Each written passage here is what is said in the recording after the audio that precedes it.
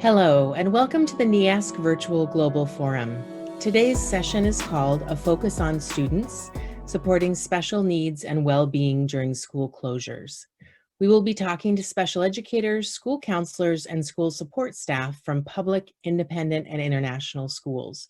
They will be sharing some of their experiences providing remote support for students with special needs during distance learning and insights about supporting the social and emotional needs of students during school closures. I am Allison Geary, Deputy Director from the Commission on Public Schools, and I'm joined today by my colleague, Jim Mooney, Deputy Director of the Commission on Independent Schools. Thank you for joining us and other NEASC educators and friends across the world for today's session. We're pleased to welcome more than 1,000 attendees from over 50 different countries. And thank you very much to everyone who submitted questions with your registration. They were very helpful in planning this webinar. If you missed any of our prior forums, you will find recordings of them on our website, and you can also view information on upcoming sessions. We have created the hashtag NEASC Forum and encourage you to use it when posting about today's webinar on social media. For this webinar, we have turned on the chat and the Q&A features for you to use. Please use the chat to send general messages to other attendees, and you can also use the Q&A to submit questions for the panelists. Click on the thumbs up icon next to a posted question to indicate your interest in that topic. 1 hour won't give us enough time to cover everyone's questions, but we'll do our best to include a few by the end of the conversation. We are joined today by 6 specialists from a wide variety of schools within the NEASC community. All of our panelists work in schools currently engaged in distance learning, and they've had to transition their daily support for students into the online space.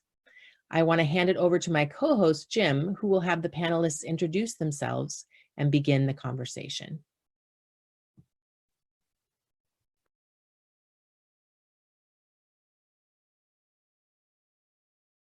There we go. Sorry about that. Thank you very much, Allison, and thank you to the panelists for being on hand.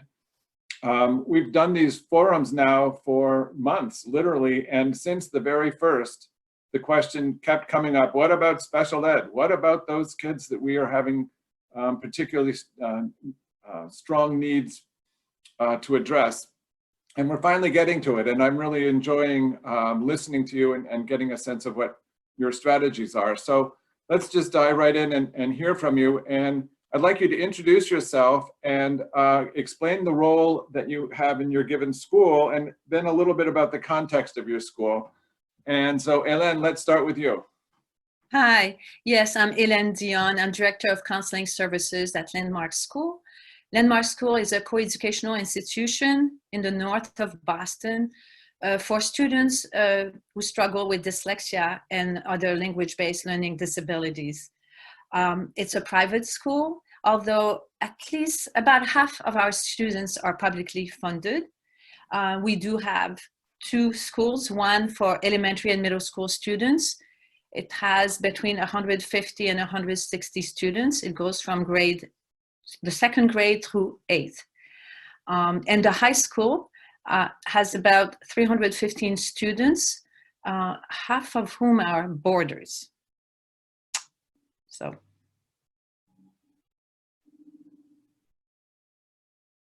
Mike, to you. Hi, I'm Mike Donahue. I'm the Special Education Team Chairperson at Hopkinton High School. Hopkinton is a public high school, about 1,200 kids just outside of Boston. Some of you may know it. It's the place where the Boston Marathon starts. We're a competitive school. We have about 160 students with IEPs and probably about another 30 or 40 with 504 plans. Great, thanks. Angela.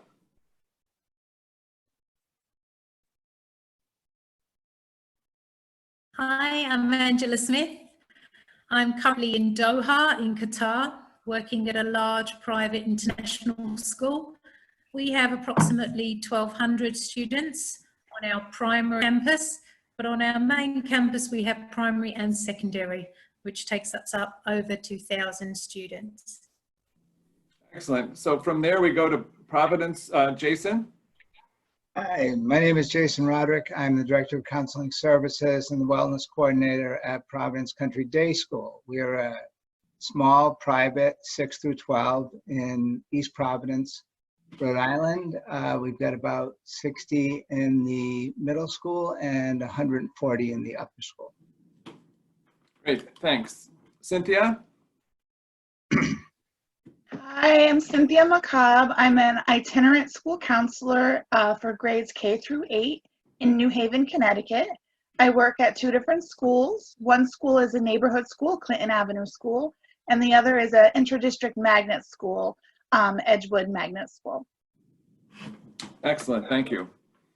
Thank you, each of you. So I'd like to go now to Mike and have him lead off with the next question. First of all, Jim, we missed Debbie. Can you go back to Oh, Debbie? I'm sorry, Debbie. Good for you catching that. Debbie, you're on. Hi there. So I'm Head of Upper School Student Services at ACS Egham International School. I work predominantly with grades 6 through 12, and we have about 400 kids in there, which about 100, just over 100, have special educational needs. Excellent, thank you, and I'm sorry to have skipped you. Mike, the next question is, what types of services have you been providing for your students over the last several months? And how has your service delivery model changed? That's a mouthful, and you get to lead us off. Thank you. Well, I have a mouthful, so I'm going to share with you. When we started off after we left school about March 11th, first couple of weeks, most of the work was being pushed out to the students. So there wasn't a lot of face-to-face. We weren't doing a lot of Zooming. And during that 2-week period, we had a really hard time delivering services asynchronously with our students. So maybe students sharing their, a Google form with us, and we're commenting on it, but there's a lag between the time we interact with them and the time they read it, and then they need clarification. So it was not really working well. But after about 2 weeks, we put in a schedule so that every class, we went to half-day schedules. Each class would meet twice per week. And then on Friday, we have what we call Flex Day. So that's a time where teachers can assign students to come and see them via Zoom, or students can ask teachers for some support, and then they'd set up a schedule. That was really helpful because it gave us a window, a defined window that we would know we would see all of our kids with special needs at least 2 times per week. That's when we really started taking off with our speech services and all of our kind of general academic supports. But the big thing we saw initially was, the emotional area of concern was greater than our academic concerns. We always kind of figured, well, academically we can catch them up if we have to, but we need to make sure we're addressing their emotional concerns. So we kind of had the 2 arms of special ed going on at the same time. And for our students, social emotionally, we made sure that they're getting at least as many hours of service as they were originally. Whereas academically, they're probably getting about half, which is about what they're getting with their regular ed classes. So all of our counselors, we have 3 mental health clinicians, set up schedules for each kid, each student. Sometimes it's a group session, sometimes it's individual sessions where they could meet their needs as best they could. We did have a hard time, and we're still having a hard time with a few of our students, really connecting with them on a consistent basis. But interestingly, we found in some cases we were getting better attendance at our sessions than we were with the kids when we were live. So some kids who were refusing to come in or had school avoidance were much more inclined to do it online for whatever reason. So that was something we emphasized. One of our kind of mantras has been keep 1 foot in normal. And the 1 foot normal for the students is to have a regular schedule, to meet with the people that they know care about them, to meet with the people that know them well. There's counselors, there's special education teachers, there's regular education teachers. So in some ways it looks similar to what we do normally, but the remote part is something we're still working on mastering, in that there's a game when you're sitting hip to hip with a student working on math. You can see some subtleties that you can't see when you're trying to do it on a Zoom lesson. But overall, I think we've been pretty diligent in making sure we're delivering the services that we are capable of delivering. Great. Remind me, and I'll ask each of you this same question, when does your school year end? We're wrapping up June 17th, and normally our last week of school is final exams, and we're not doing any final exams, so we're going to continue our instruction up until the last day of school. The other thing is that has been interesting is that our school day goes from approximately 9 a.m. to 12:30. That's the defined school day. What I'm hearing from our counselors and our special education teachers is their days are going much, much longer. So the kids, although we're providing them with that fixed time, at least 2 times a week, we're finding they need a lot more than that. So the kids are asking, hey, can I meet with you? Can you help me at 4 o'clock in the afternoon? They're sending a quick email. Do you got a couple minutes? And teachers, they're locked down too, for the most part. So a lot of teachers are meeting with students much later into the day than they normally would. By need, that's just where we're at. We're hearing that. Yeah, thank you. Hélène. Yes, so our students, we also, in terms of the overall structure, we've also moved towards more times. We maintained tutorials as much as possible, because in our schools typically they get them every day, but we're not doing it every day yet. We're moving in that direction, and we're it's the structure of the classes. It's also about half of what they used to get. The classes have gotten longer. People are experimenting now with teaching, and then having at the high school level, having them do some of the work and then coming back. So people are still experimenting. In terms of the counseling, and what I would like to address is slightly different in terms of the specific needs for our students and kids with language-based learning disabilities, is that they are like, what we identify are like the issues around weaknesses around executive functions and attentional issues, because also for all the students, the high increased needs for social connections. So that creates, because typically our school obviously provides a lot of structure around executive function, and schools in general provide a lot of opportunities for social contacts. So each school, the elementary and middle school and the high school, address those different needs differently a little bit, but we are moving more and more towards a model of having a lot more groups for all the students, whether in those groups, sometimes at the high school might be used for executive function, supporting that, as well as connection. So we're moving towards having groups in the morning, for instance, every morning, kind of like the homeroom kind of thinking, and reviewing, like with 6 students, for instance, reviewing what they need to do during the day, and also kind of talking with all of them. So the counselors will be involved with all of this. And also at the elementary middle school, there will be groups for social connections, all the kids, every day, whether it's at a whole grade level twice a week, and at alternate days in smaller groups, just to really help students. Because again, students with language-based learning disability, besides the need for connections that all kids are feeling, as a group, they struggled more with social issues. And so some of it is, when you think about oral expression and reception of oral information, obviously that creates struggles, but also in terms of pragmatics. So they need even more support in terms of social connection. So that's why we're kind of doing a combination of work around those two worlds, so to speak, of executive function and the social world. Excellent. Good. Thank you for sharing. And would you say that it's been successful, that shift? Well, the shift is still in process, and Okay. it's based on what we've observed. Certainly the need for executive function.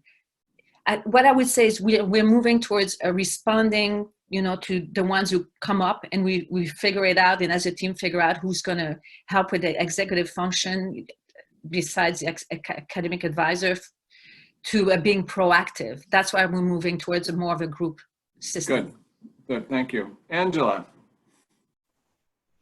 Hi, so my main job as a principal is really to support everybody within our school. But for our students, we've found that the best way is to support our teachers and to support the parents. So our whole shift has been not to focus on education and progress, but instead to kind of put the emphasis, if you like, on managing workload and looking at supporting and using empathy.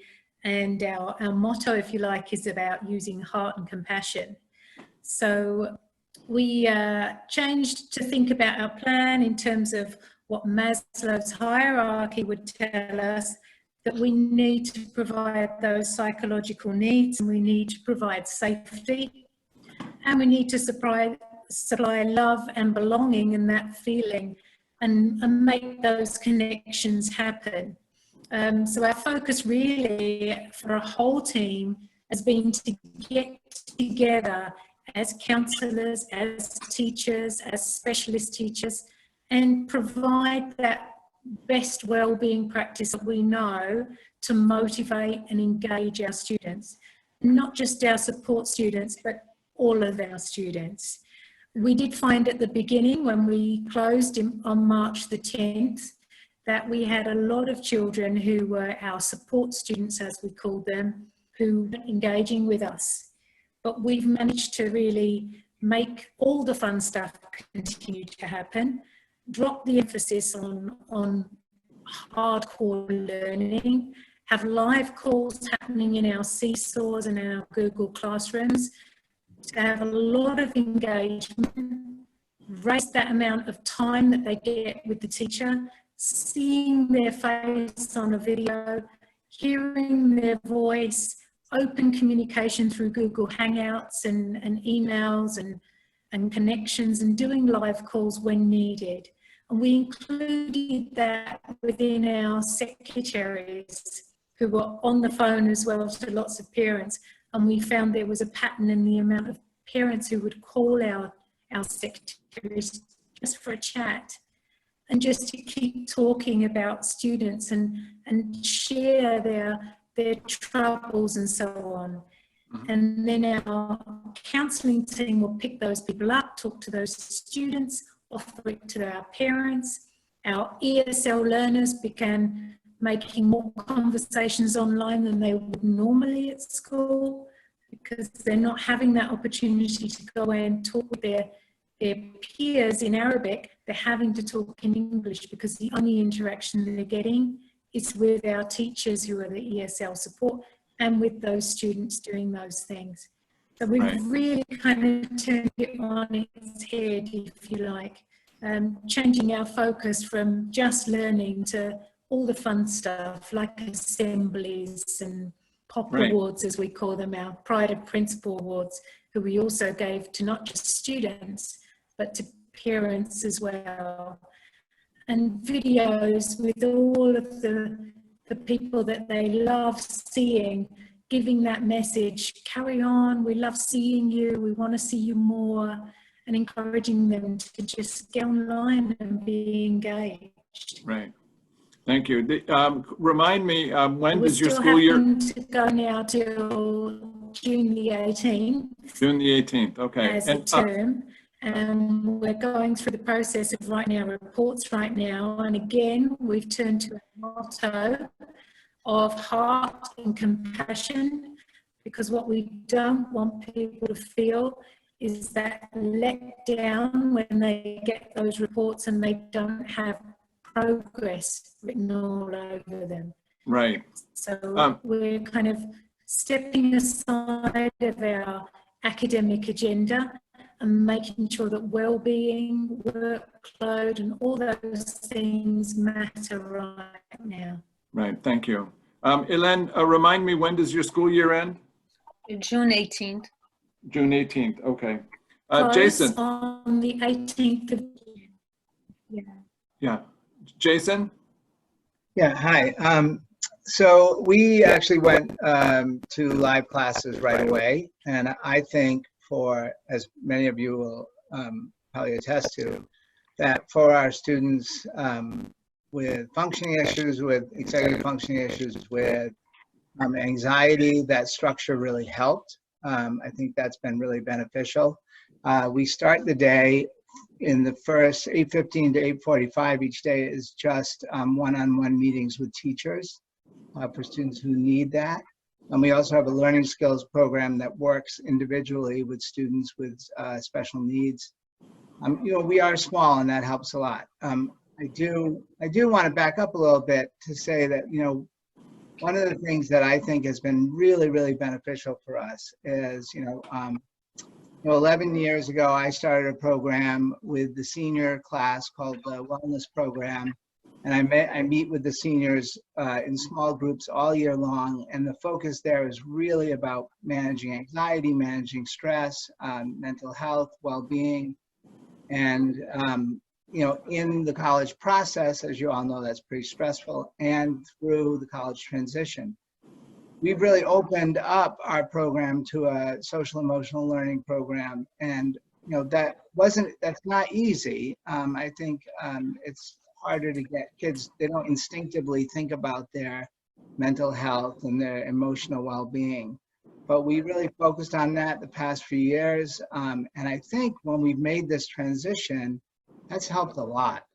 I think as both Angela and Helen were referring to, like the emotional piece here is really important. And so what I've done over the past few months is move in the direction of parents as well, and to help parents to kind of gauge the social emotional things that are going on with their kids, to understand that, for even our highest functioning kids, this has been a really difficult situation.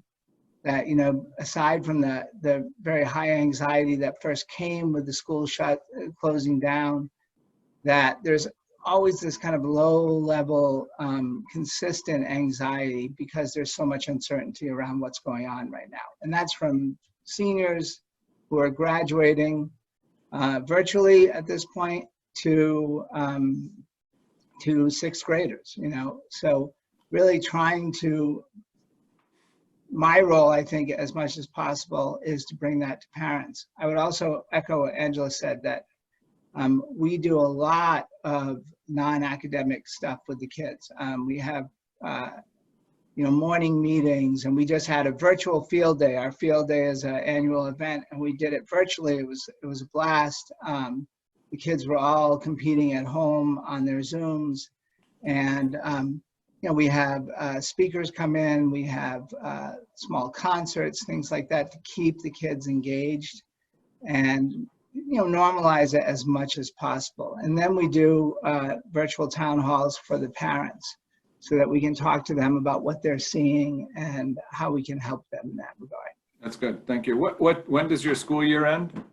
We end next Friday. Got it. Okay. Thank you. Sure. Debbie, tell us about your program. Okay, so we went live straight away on pretty much the same timetables as the students were carrying out at school. We did that up until April, and then at April break, we decided and reviewed, and so now we work, the kids work Monday, Tuesday, as in full day lessons, so from kind of 8:30ish to kind of 3:25. And then Wednesdays, they have as their catch-up day, to kind of liaise with whoever they need to, and Thursday and Friday back to lessons. But we found that this Wednesday has been fantastic in the fact that the kids reach out to everyone in advance who they want to meet with. Another thing we've also introduced is at the end of the day, just for like half an hour, the kids break out into their advisory groups, meet with their advisor, share any concerns they have. That's fed back to the pastoral group. We can then address that. Another thing that we're also doing is student counsel. One of the guys, one of the teachers is one of our integrationists. We're going to do some cooking with them during this session as well, because they're all kind of like want to do craft type activities. One of our seniors has also been doing that cooking as well on a Sunday. He's part of his CAS, he's engaged, and been teaching some of his kids the recipes ready for uni. So some of his buddies, like quick, easy things to cook. And that's gone down really, really well. But we found that the best thing we did was the Wednesday. Wednesday has given us so much more movement with engaging with our kids. When does your school year end? Staff don't finish to the 25th, kids 24th. And we have to remind folks that that's June. Yeah, that's not last week. Cynthia, tell us a little bit about your school, and also when I was listening earlier, talk a little bit also about privacy and some of the issues that you have around privacy. Thank you. Yeah. So as a counselor in 2 schools, our district uses Google Classroom primarily. So what I did is I created a Google Classroom for myself so that I could reach out with the kids. And what I had to tell them about the privacy issue is that obviously the same confidentiality that we would have in school, we can't have over the virtual classroom. So I have to just let the kids know ahead of time that, you know, whoever's in the room with them obviously could hear them. And I can put mine private, but it's not the same. And for that reason, like, it's harder to be a counselor and to do the counseling because you know, there isn't as much privacy. But through the Google Classroom, the kids are able to send me private messages. And that I noticed that a lot of kids have been reaching out to me that way because I think that they feel more comfortable sending it that way. I've also been, I mean, it's hard to reach everyone through Google Classroom, so I call students every day. I make lots of phone calls. I text them. Some of them text me back. I send emails. I mean, it's not, you know, 100% because every kid needs something different. And I work in a district where it's very diverse and there's lots of different, every child comes from a completely different type of home environment. So, you know, we're just trying to reach them.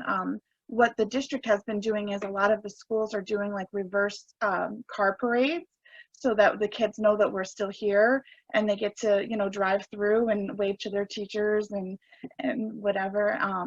And the district also has SEL classrooms set up for the kids with, you know, different activities for them to do for anxiety, you know, stress,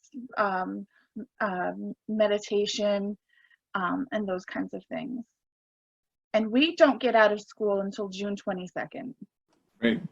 Thank you, Cynthia. Yep. Allison has checked in. There's some follow-up questions. Allison, do you want to share those follow-up questions? Yeah, really quickly. So Elaine, some folks asked about the curriculum you're using for your group programs.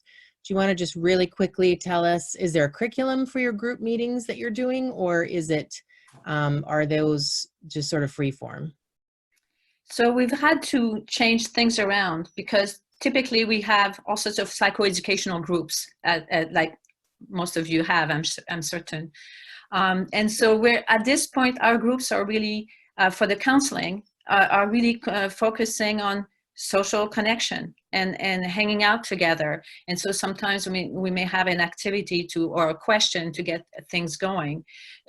So those groups we don't have as many as we wish right now because we had remained more in the traditional program we've been doing, reaching out our kids individually. So that's why we're going to be expanding that dimension of it, and staying away from, the psychoeducational substance abuse program and those kinds. That's not what fits the needs right now. Okay, so more about connection. Great. Okay. Yeah. So another question, Jason, for you. Somebody asked about the virtual field day. Do you just want to give us a couple of examples of the types of activities you were doing on field day? Well, our typical field day would be, tug of wars and baseball games and things like that.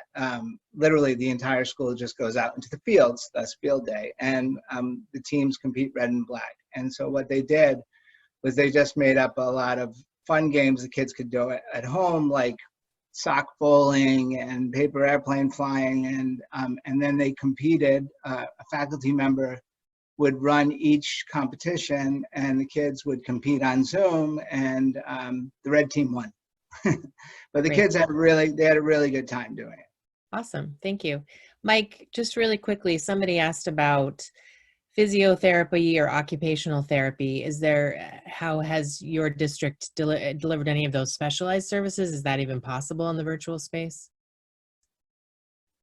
Primarily, we're sharing information with the parents. So if the parent's capable, so we'll say, so our occupational therapist would share a plan for the parent to walk through with their child to work on whatever skill they would typically be working on in school. In some cases, if it's physical therapy, if they have exercise equipment, we'd say, this is what you could do with, first find out what do they have at home? What are you capable of using at home? Then design a plan for that. If they don't really have a lot, there's other things they can do, and we just have to modify it based upon, what are the needs, what do the family really have access to. So it's really different. It's very student specific. Right. Okay. Thanks, Jim. Just wanted to grab those before you moved on. Yeah, excellent. I'm glad we could do that. Jason, the next question I want to speak about or hear from you about, what are some of your concerns about well-being, as this is literally the well-being of kids as a result of the closures? And this is on the emotional side, and specifically, how are you targeting those kids who are particularly needy at this point on the emotional side? Well, as I was mentioning, I think there's, we saw kind of I think we all experienced a kind of burst of anxiety in the beginning of this. And what we, I think as I was saying, our social emotional, we got to a point where what we've been really trying to do is have conversations about mental health and emotional well-being be as natural as conversations about athletics or academics or the arts. And so that's been really helpful in addressing the students. I do morning meetings where I'll talk about best practices. We do parent coffees, and in the parent coffees, I'll talk to them about, best practices at home that they can be doing in terms of exercise and monitoring anxiety and how structure helps and things like that. We're small, so we can really target students that we see are struggling. I think one of the things that's ironic is, we very much have targeted those students for help that we know, because of their profiles, would be struggling during this time. I mentioned students with social anxiety tend to flourish a little bit right now because they're not going into school and having all that social anxiety they had before. But we are seeing students who would be very high functioning struggling, and for various reasons. So, I will do check-ins with those students. We have an advisory program, which is the advisor being very much the point person. So the advisors, they meet with their kids at least twice a week outside of those individual meetings with teachers. And so an advisor will shoot me an email saying, hey, I'm worried that Mary, who's been really engaged most of the time, is not engaged right now. I do want to mention, I think, that what's going on at home, and I mean by what's happening in the family structure at these times is pretty crucial. If mom and dad are both going to work and that student is going to be home alone for the majority of the day, if there's one parent in the house and they have to be on, doing work from home and really can't engage. I've had students where a parent is going into the hospital every day, and that's incredibly stressful for those kids. So I think communicating with our parents and knowing what their situation is helps us to identify what kind of levels of support the student might need at home. Right. Any other panelists have thoughts on, Hélène? Yes, I mean, for us, we have a regular caseload of students, and in our schools, we meet regularly with maybe half of the students. So obviously, we stay in close contacts with those. And I would echo what you said, Jason, which is that, the anxiety that we find is not necessarily among the students who are exhibiting most of it, and because the social anxiety for a lot of our students who have learning issues, school is very anxiety provoking, and so they experience that somewhat differently. On the other hand, some boarders or some students who have very difficult family situations, that has been where we've had more crises, for instance. And so, and then going back to what you were saying, Cynthia, the difficulty of sometimes having privacy in speaking with those students is really making things more difficult. So, oftentimes the student may be on the street FaceTiming the counselor in order to have more privacy than they would have at home. That's all very true. The need for the parents, for parent support is certainly heightened also. And the importance, going back to structure for everybody, to try to maintain a semblance of structure, and yet having to be flexible all the time and not knowing what's coming and what's maybe happening in the house in terms of family, physical health, and so it's this combination of structure and yet a great deal of flexibility certainly has been important. We're going to be able to loop back again to talk about engaging the parents. Before that, I'd like to go to Mike, and the question for you, Mike, how are you ensuring that you're meeting the needs of your students with disabilities through remote learning? And then as a follow-up, how often are one-on-one sessions scheduled during the online sessions for special needs students? So we're meeting the needs of our students at a higher level percentage-wise comparative to regular ed than we would typically be doing, but it's not as much as it would be if we were in normal full-time sessions. So some of the services we're delivering in a one-on-one setting would be speech and language, counseling. They're having their individual sessions, and often they're getting more sessions than they, especially with counseling, than they would if if we were live. Probably because in many cases the students wouldn't need as much support. So now I think we're going over and above in some areas. For academic support, we're focusing a lot on the executive functioning piece. A number of people have mentioned it. So it's already difficult enough for these students to manage everything that's coming at them in a normal school week. Now they're doing it at home with structure that we don't control. So we're doing a lot to help kids manage what's coming into them so that their output can be the kind of grade level output we're really hoping for. We have a form we use, which is a pretty simple form.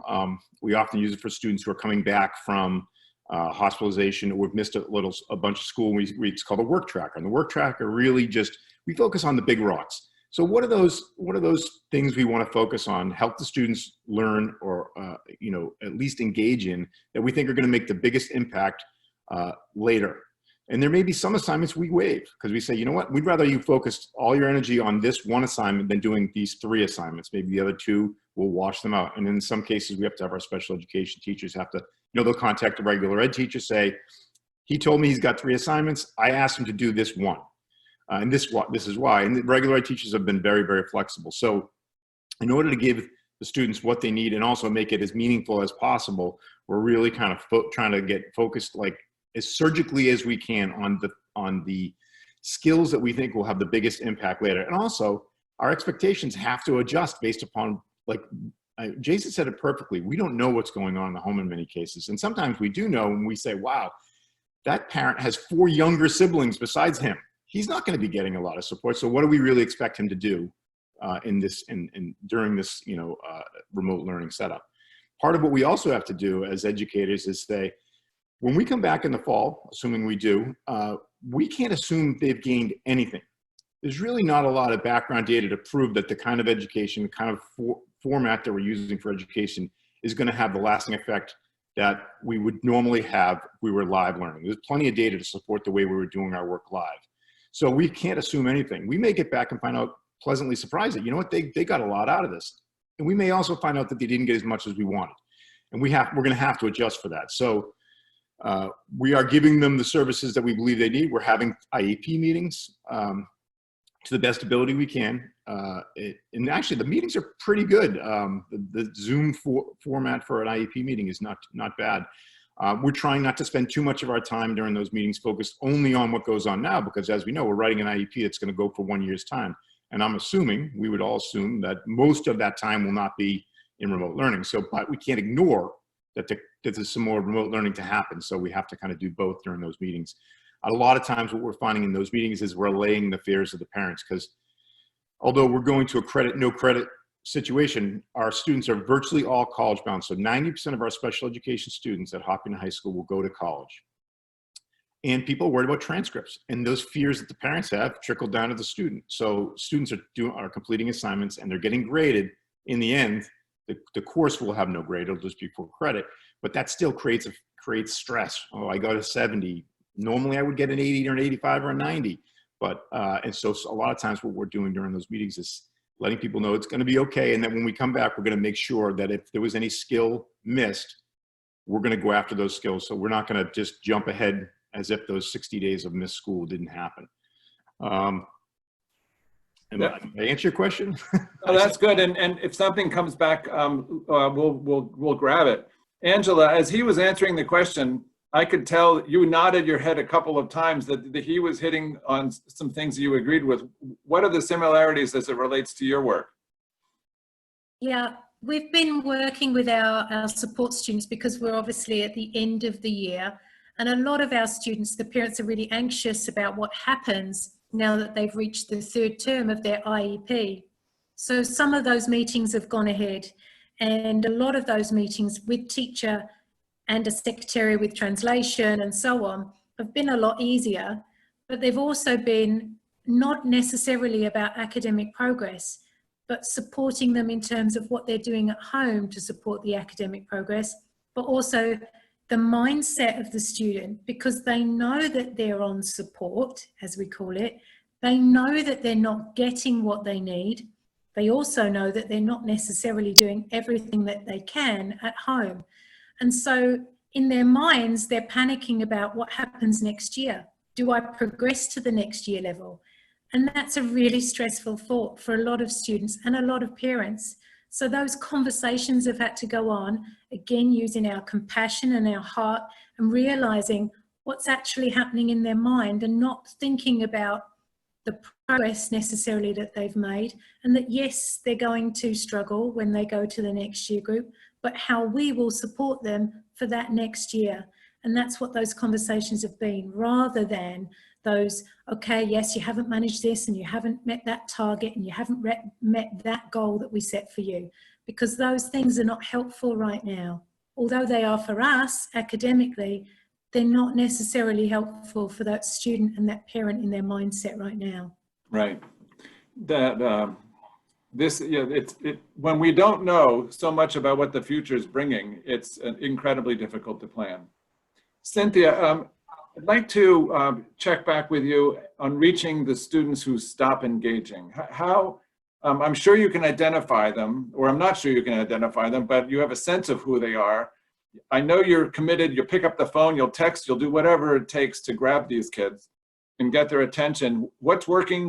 What's your frustration? What are the barriers in reaching out those kids that are disengaging online? Yeah, so at our school, we actually have like a log where we keep track. All the staff has access, so we know which kids have logged in, which kids are engaged, and which kids aren't. So what happens is when the kids that are not engaged, there's a team, and we basically just try whatever we can do to get in touch. And usually someone from the team is able to get through. So sometimes the parent might not respond to a certain staff member, but then to another staff member they do, for whatever reason, I don't know. So I've kind of been one of the people who's been reaching out to certain kids who weren't responding to their teachers. And most of the time I'm able to get through, probably because, I'm just a different role in the school, and they think, I'm not going to talk to them about certain things. And so maybe it's easier to talk to me because I am the counselor. It's not 100%, obviously. It's still difficult. There are still students that we have that are not engaged and that we cannot get a hold of. But I mean, that's what we try to do. That's interesting. Anyone else have any particular strategies as it relates to zeroing in on those? Debbie? Yeah, how we kind of tend to do it, a bit like Cynthia, counselor reaches out, and then kind of like we might have the academic dean jump in, or a key teacher, and it does usually really work, kind of like team helping them out, and kind of the form that talking about earlier, we've got kind of like a form where the kids can log kind of what they've got to do, what they're missing, and then the spec ed teachers will jump in there and all sort them out. So it's like team support, really. Anyone else on particular strategies as it relates to zeroing in on those kids? It has to be the most frustrating because your heart is feeling for these kids. You know they're out there, you know they need you, and you're having a difficult time connecting. This is, imagine this question. What are you doing, if anything, to plan for the transition back? And Mike, you alluded to some of the things that are in place, but there is a sense, and I had a chance to talk to the panelists before the call, and Mike had stated this, and it was picked up by others, the sense that we will have lost a lot of classroom time, a lot of school time in this pandemic. And so how is it that we re-engage, and how do we capture the material that we've lost, and where do we make compromises? It's sort of a daunting scenario. Are there any specific strategies that you're beginning to employ now to transition as effectively as possible with the kids with special needs? Anyone in particular want to run with that? No problem. I get it. It's daunting. Next question. Hey, Jim, I think Yeah. Elaine wanted to say something. Oh, I'm sorry. Well, all I can say is that and I think that's an illustration of how complicated these times are. We're literally preparing for 3 scenarios, you know, on not coming back online, and essentially in September, and having to beef that up and have a more robust program. The other side is coming back full time, but then fully realizing that if we do that, so what will that look like, let alone the student with special needs, and most likely a hybrid model that we would be possibly coming back, but then have to be online at times because of you know, students developing symptoms and so forth, and having to quarantine, isolate, and because we have borders. So it gets very complicated. So we're literally preparing three tracks in the thinking. And so of course, part of that is, and for us, there are students with special needs. So it's in that regard, they all follow the same complicated tracks, but it's a little less, you know, it's at least we can do it that way. So. No, thank you for sharing that. And I saw from your colleagues, them agreeing with the idea that we need to plan for all eventualities. A question from the chat that just came in. Are after-school activities still going on? Do you have afternoon activities, clubs? Are they still functioning in your schools? I see lots of, we have a couple of yeses and a couple of no's. Mike and then Jason? So we have to the degree that the people who run the clubs have the energy or the time, if they don't have their own kids at home that they're trying to teach as well. I'm actually a track coach, so the track coaches and I meet with our athletes 3 times a week. We do kind of an at-home workout, but it's more about just connecting with them. It's interesting because the kids that you would kind of hope show up are the ones who show up, right? They really need that connection. And in some cases, there are students with special needs, but not all of them. Then we've been doing 1 dinner a week. We all had, you know, a Taco Tuesday kind of thing where we just get together with the team, we sit down and we shoot the breeze. And I know a lot of the other groups are doing similar things just to stay connected, because that, you know, that loss of the connection is really a scary thing. You know, kids participate in these after school activities for a lot of reasons, not just because they want to be great athletes, because they want to be part of something. Right. And so we want them to be part of that thing. So, but not every group, a lot of groups really, I think, are just kind of waiting till we come back together to meet. Yeah. Jason, you nodded that I would just echo. I think we actually have time built into our day, our school day, for clubs, and you know, there are clubs have morphed into more virtual clubs.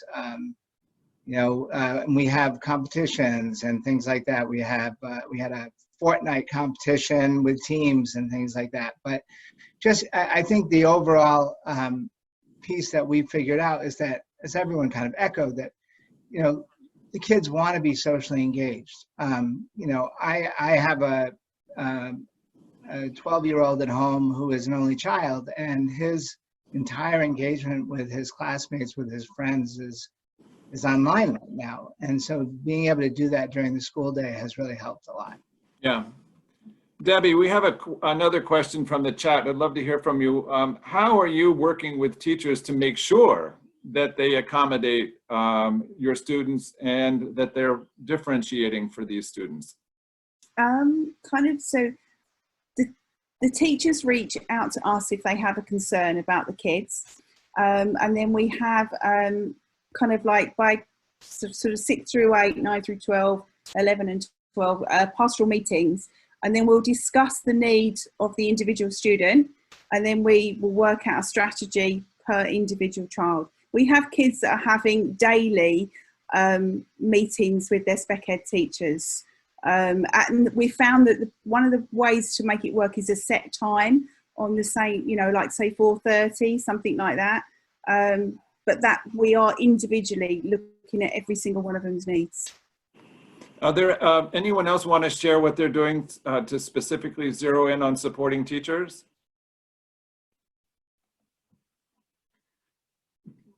Yes, please, Angela.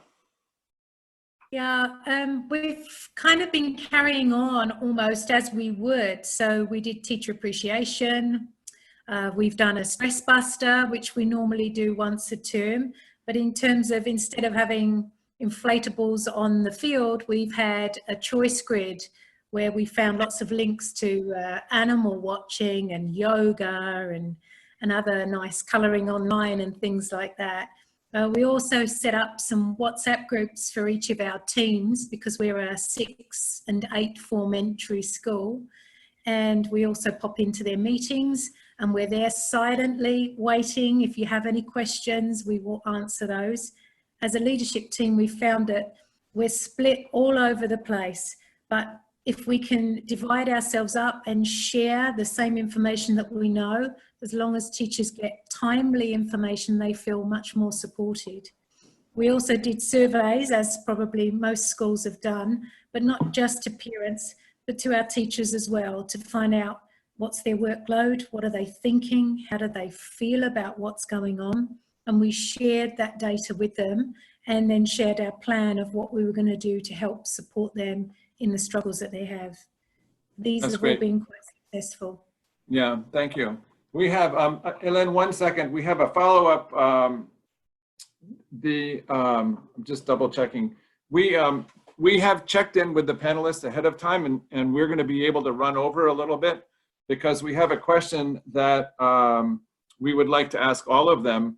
But quickly, there is a follow-up question from Allison from Mike. Hi, Mike. Sorry, you get to be the regulatory guy. Can you talk a little bit about IEPs for the folks at public schools in the U.S.? In terms of, are you renewing IEPs? Are you tracking progress?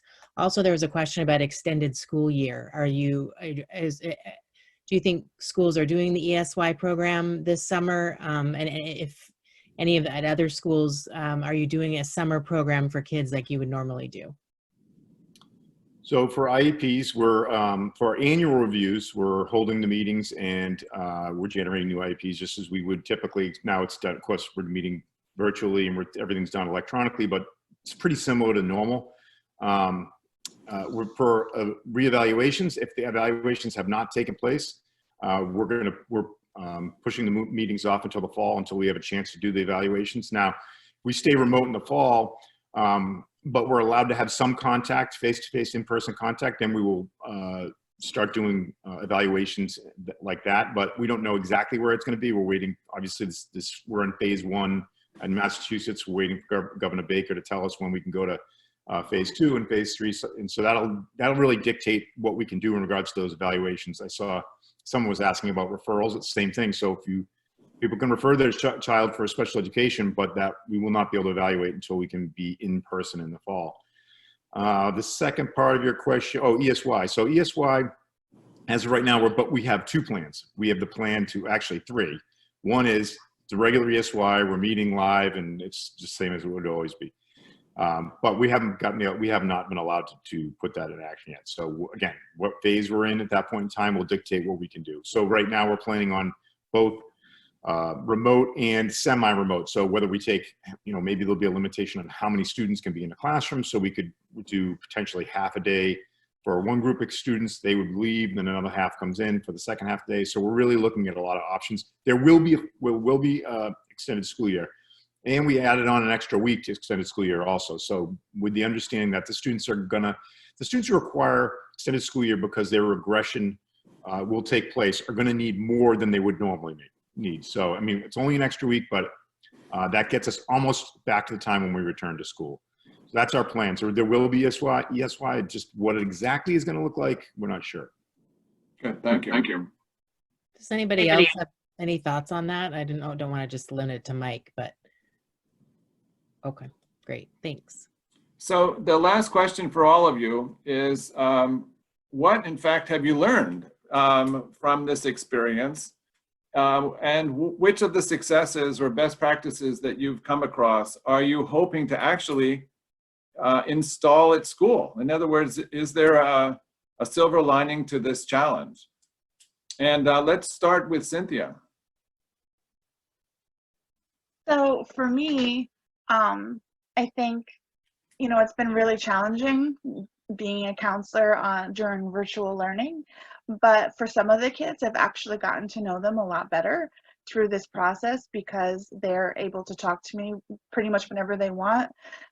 Whereas in school, obviously they can't just come to my office whenever they want to. So I think that going back, I actually would like to have my Google Classroom along with my regular counseling that I did when we're in school. I think having the kids have both options would be really good for having a working relationship with them and helping them more. That's excellent. That's excellent. Debbie. Similar to Cynthia, I mean, I've found that it's been really, really good. Kids that have really, really struggled have massively benefited for just even a pocket 15 minutes at the same time every day has been really, really good. So that's something we would like to kind of continue. But also quite often the counselling sessions have just been kind of a one-to-one counselling session. Because of safeguarding, I've had my other colleague on with me as well. And we found that that's really been quite good to kind of tag team some of the meetings coming from two different perspectives. And even sometimes kind of dragging in kind of like a classroom teacher as well, just to kind of give an all-round picture. So not just being one person that is in those sessions as well. Great, thank you. Jason, what would you bring forward?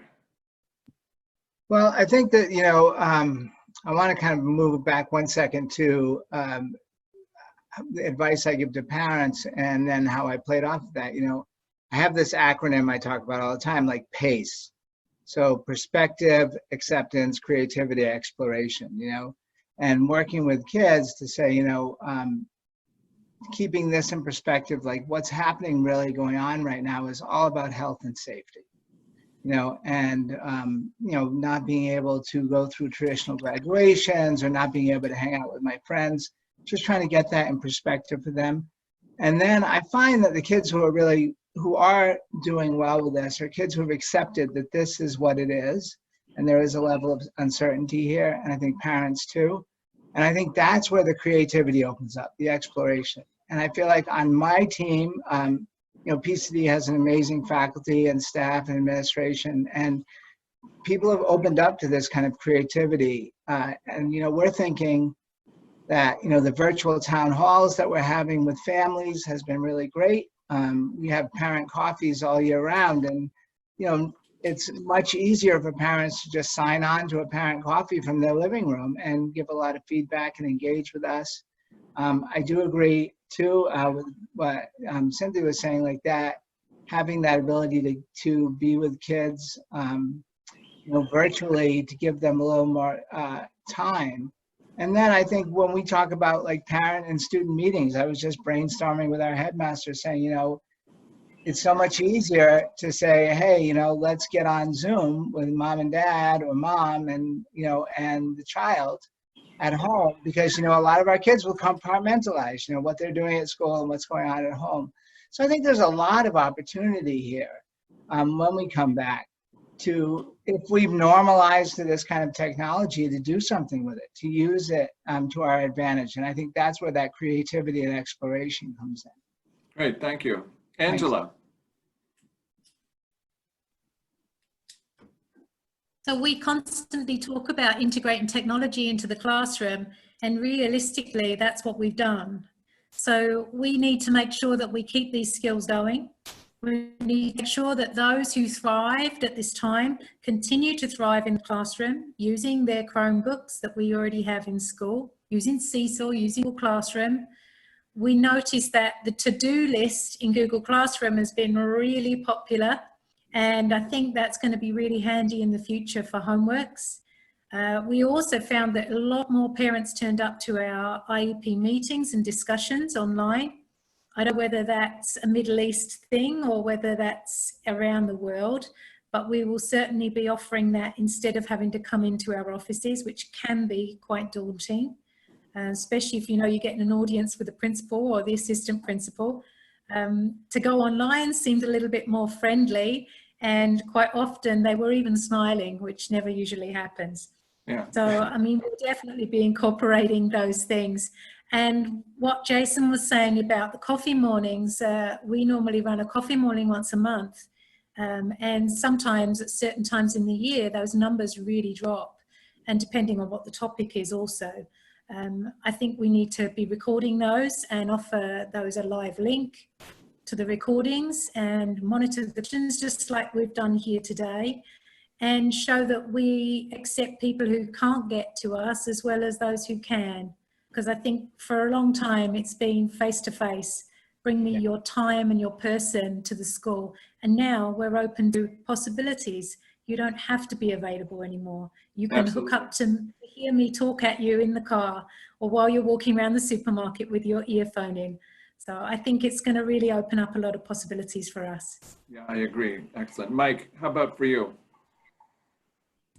One thing I gained, and I've always tried to have a pretty good understanding that like what we see from a student in the school that may be problematic, it can be a result of something else that's going on outside the school. But this has given us a much better view of what's really going on, and parents who are being a lot more open about what they're dealing with in regards to their child, because now they're the ones that are trying to deliver the instruction in many cases. So I think that perspective is really important for us to step back and say, well, you know, we only have a two-dimensional view. We see this child for 6.5 hours a day. There's a whole nother 18 hours that's impacting that student. So I think that's a good reminder for all of us. I think in special ed and counseling, we kind of always have a little bit more information there. But I think for regular ed teachers, been a very powerful time in them learning what is really going on with their students outside the building. But some things that practices, I think that the same practices we've heard some of the other members here mention. I think that having meetings via Zoom or remotely is very effective. And for a lot of our parents, they may both be working. So just finding a time when they're both available and they have their busy lives is really difficult. So I think it gives us some more flexibility in that regard. Putting together a meeting quicker, maybe so sometimes it takes 3 or 4 weeks before we can find a date, even for a semi emergent situation. So I think using this format could be really helpful. The other thing I'm reminded by is that not all students fit into the box that going to school every day and being present, physically present, and going class to class may not be the best model for them. And we have these students who are starting to really thrive in this virtual model, and we know they can go on to get their doctorate virtually, right? So we need to promote that for students who's a better avenue for learning. And students with attendance issues, we can do a better job of staying connected with them using these modalities. So I think, and now that we've all practiced it, I think people are a little more comfortable with it. Whereas before we might've talked about it and they'd say, I don't know, I've never tried to do a session that way. Now everybody's had to do it. So I think that experience is going to be really powerful. Yeah, yeah. Ellen, you had the first word and now you have the last word. Well, so I won't add, I just totally agree with what everybody has said in terms of the use of tele meetings, tele sessions. I think it's going to be greatly expanded and incorporated in a very interesting way in our work. I guess what has struck me going through all of this is a more old-fashioned idea, so to speak, is this kind of more of a humanistic kind of thinking, how a lot of what we've done with kids goes back to validating what they're going through and being in it with them in a really genuine way, so that because they really need someone to listen to them. And also the use of self, so to speak, because they want to hear from us in a slightly different way. They want, as some people have pointed out, that we get to know them differently through these times. And it's true, we are in their home, literally, although what they show us, but the same it can be said about what they see about us, even though we try to be, have boundaries and so forth. So it has allowed kind of a different kind of connection and more genuine at times maybe, or more, as I say, profound in a different way.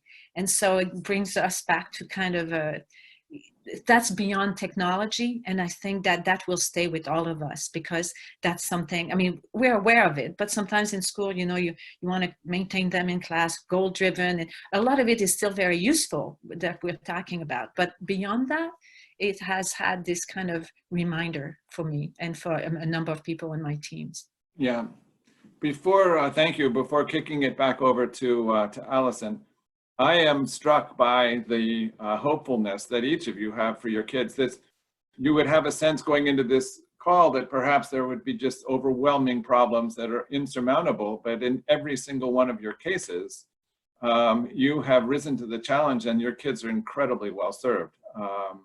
It's just really nice to hear. I will share something that was shared with me last week, and this is a little bit of humor. But they said the following: meetings today are mostly like this. This is something you can take into your next meeting. We don't know much. What we do know, we really can't tell you. And everything's going to change.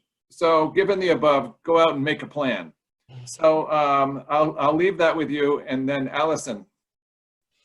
Thanks, Jim. And I want to thank all of our panelists just for being so honest, for sharing your thoughts and your feelings and the strategies that you're using to connect with kids. And we want to thank all of you for listening in and for contributing your questions and sharing your thoughts with us. We continually track questions and topic suggestions that we get from attendees, and we'll continue to develop future sessions based on your interests. Remember to continue the conversation on Twitter using the hashtag NEASC Forum, and you can look for a recording of today's session in the forum section of our website. For our next Global Virtual Forum on Tuesday, June 2nd, we're going to focus on the unique circumstances of boarding schools and some of the ideas and adaptations that they are considering in order to reopen their campuses safely. Although boarding schools are different from day schools, they'll face many of the same challenges, and so we hope that many of you will tune in.